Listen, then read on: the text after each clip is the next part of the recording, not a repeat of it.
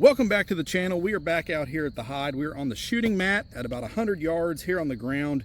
And this is one of the videos that I've been looking forward to doing, you know, with the Ruger SFAR against or versus the standard AR10 platform rifle. Now, to me, these are two entirely different guns. Okay, guys, that's something that you got to really take into consideration. But I just mainly wanted to compare both of these as they are set up for me, and maybe you guys are looking into one of these style of rifles. Maybe you can't make up your mind whether you should get the SFAR due to the weight savings, or maybe you just want to go full-on AR10. That's also an option. And so for me, the big thing with this is the overall weight savings that you do get with the Ruger SFAR. So as configured here, this is the 3-power primary arms micro prism. And we're looking at, I got it wrote down here on the bottom, 7 pounds, 6 ounces. So how that's configured there. So that's with the sling, magazine, and the muzzle device. That's pretty darn impressive for what is a 308, in my eyes, battle rifle. Now, this rifle here is encroaching on the 700 round territory. I have had one malfunction. I don't know if it was ammunition related or gun related. I'll leave that up for debate, but however, it did have a malfunction to where we had a double feed where there was 2 rounds trying to go into the chamber at the same time. Could have been a magazine issue. But nonetheless, there has been a malfunction now as of this video. So it has not been 100% perfect, but I've got news for you. Every AR10 that I've had has never been 100% perfect. With that said, this rifle here, as configured, you're looking at 12 pounds, 10 ounces. And that is with the magazine, that is with the scope, and the bipod and muzzle device. So you were talking about a significant weight savings with the Ruger SFAR as configured between these two. But again, they're two entirely different platforms set up, in my eyes, for two entirely different things. That one there, I'm going to be shooting from a static position. I like to shoot it from the shooting mat or over on the bench, and basically just shoot targets, ring steel, ventilate paper, so on and so forth. Probably what 99% of what you guys are going to do with your rifles. Now, the same thing can be said for the SFAR. However, this thing is most definitely a lot easier to tote around. I have run and gunned with this. I've shot a few carbine courses with it, and it is done fine here at the hide. Now, could you do it with that one? Yes, you absolutely could, but it's kind of why if you don't have to sort of thing. Now, could you configure that one there a little bit more conducive to that style of shooting? Yeah, absolutely. Now, are you going to get the same capabilities out to distance that you're going to get with this one over this one? That one does have a 6 to 24 power scope. Obviously, shooting out to distance, in theory, is going to be a lot easier with that versus a 3-power SLX micro prism. Now, I have shot this to 300 yards, can make hits repeatedly with no issues at all on a half IPSC. I mean, as many times as you want to shoot it. I will say this rifle does favor the 168 grain and above ammunition, where the AR10 there, my BCA project rifle, it shoots pretty good with a lot of different weight grains. They're both the same twist, coming in at 1 1/8. That one does have cold hammer forged barrel, so definitely check that video out. But this is the hide, so I do have some paper to roll in to kind of compare and contrast between these two rifle setups. So here is, let me see, first one up. Here is we got the sun creeping in, so we've got some shadows. I do apologize about that, but here is the BCA 10, this one here, with our cold hammer forged barrel. Now, this was shot at 110 yards off the bench. That was federal gold medal match, 5 shots. Here's some 150 grain power shock. Here is some 150 grain saber. So, I mean, as you can see, it really shoots the gold medal match very well. And this rifle has, honestly, it shoots way better than it probably should, but it shoots absolutely phenomenal. I have no problem at all making hits with it. And to kind of compare and contrast with that, and that, if you look, here is the same kind of loads We have gold medal match. Now this was with a magnified optic on the Ruger SFAR, and here is the gold medal match. Here is some 175 gold medal match, 75 grain, 180 grain federal, and you know, I mean, for me, that's more than adequate. I really think that's honestly all you could ask for the type of platform that it's trying to represent. It's not a bench rifle, you know. It's, to me, it's a battle rifle. If it's shooting under 3 MOA, I mean, honestly, that's pretty good. But one interesting characteristic with this, I was like, well, how would it compare shooting it with the 3-power micro prism versus that of this one here being shot with a 24-power full power scope? So before I made the video, I went ahead and put a target down at 110 yards and shot the same 168 grain federal gold medal match, 3 shots, with this off the bench, 110 yards, and it's very representative of the same kind of group that I shot with a scope. So it definitely has the capabilities of shooting a decent sized group for what it is. Now, the real kicker is going to be when you move past that 110 yard line. It is for me, because my eyes are starting to get a little bit more complicated as the years go on. So after about 110, 150 yards, I have a hard time picking up stuff in this prism, whereas the magnified optic obviously helps. However, this is a heavier platform. This I would consider to be set up for, you know, probably 200 yards and in. That would be a prime battle rifle, I would say, philosophy of use. Whereas that one there, taking that out to 500 yards, it's, you know, it's relatively easier to do because of that higher magnified optic. Now, I think we'll do a little bit of shooting, kind of compare and contrast after we get some rounds through these, let you guys see that on camera, and then we'll get some final thoughts. All right, so we got some rounds loaded up here in the SFAR. We're going to take some shots here at about 100 yards on steel, see what we can do with that, maybe try a few at 200.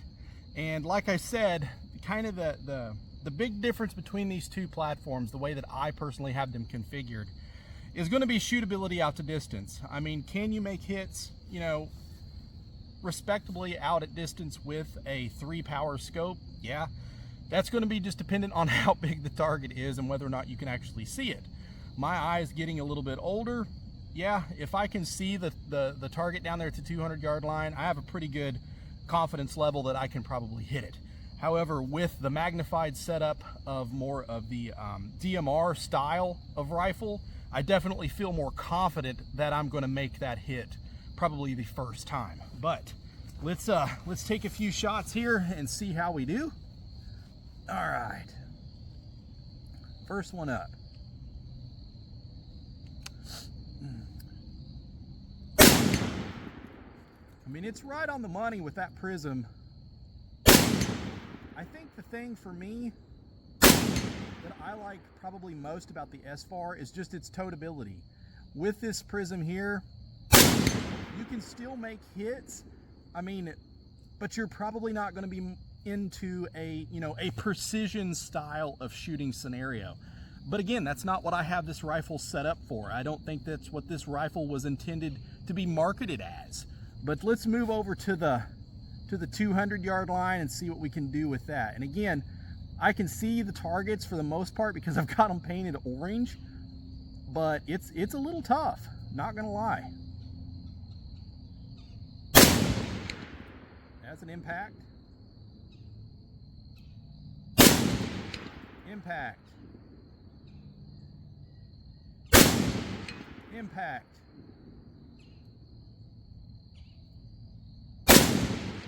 Missed that one. Impact.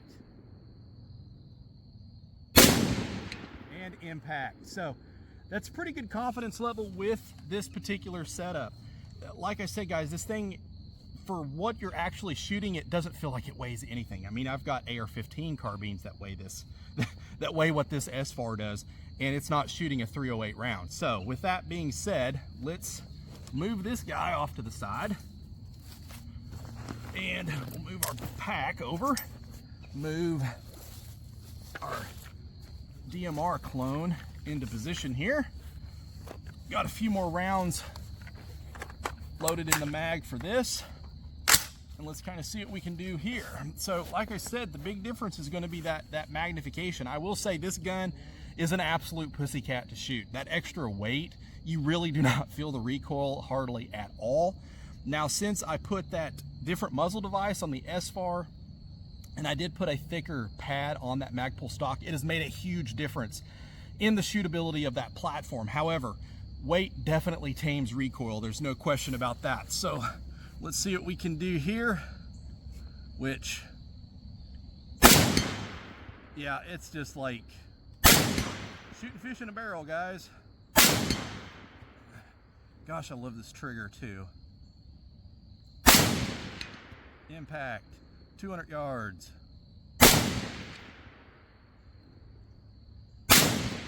Impact. Oh, I am shooting hand loads, so light primer strike. All right, let's try here again. Impact. Impact. Oh, another light one. All right, so yeah, I've got an old batch of primers I'm trying to get rid of, so that's no fault of the rifle. But nonetheless, guys, I just kind of wanted to bring this in front of the camera and just to kind of give an idea of, you know, what I've got in the way of philosophy for each of these two rifles. That's why I still have both of them. You know, I honestly don't think I could pick between these two. I like them for very specific reasons that each one is able to do better than the other.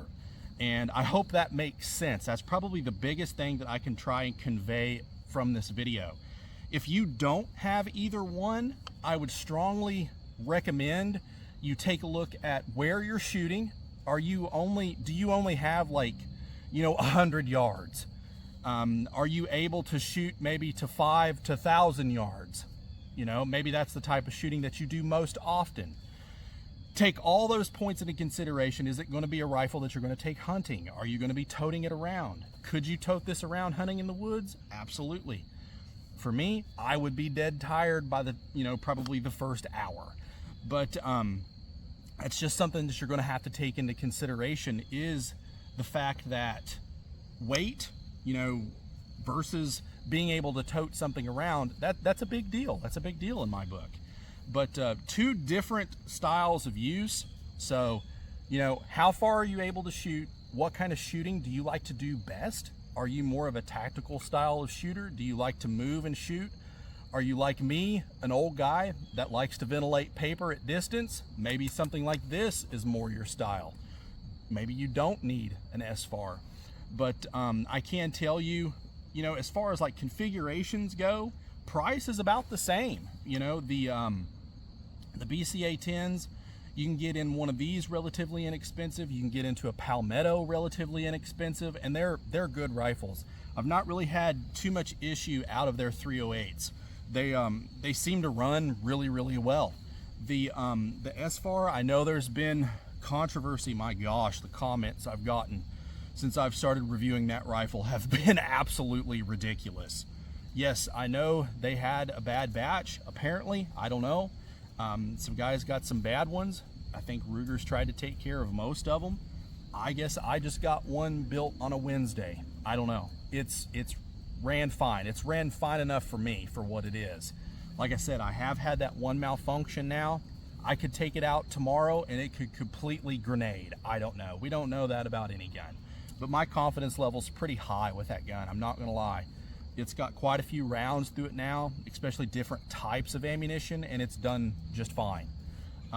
This one here, it does fine too, especially when I use factory loaded ammunition. But same with that there. You've seen it ate up all those hand loads too. I've shot a lot of hand loads through that. I've shot steel case through it. I've shot factory match. I've shot factory hunting ammo, and it's done pretty much everything I have asked it to do. But you know, just a few points of interest. What are you going to be doing with the rifle? Where are you going to be shooting it? And what kind of shooting do you like to do best? I think would probably answer the question as to which one of these guns you should probably get. So if you like this content, please like, share, and subscribe. It really does help the channel. If you would like to support the channel maybe a little bit further, please head over to our Teespring. You can get something in return for your support. Get a t-shirt or a hoodie or something. Be greatly appreciated. And as always, guys, shoot straight. Later.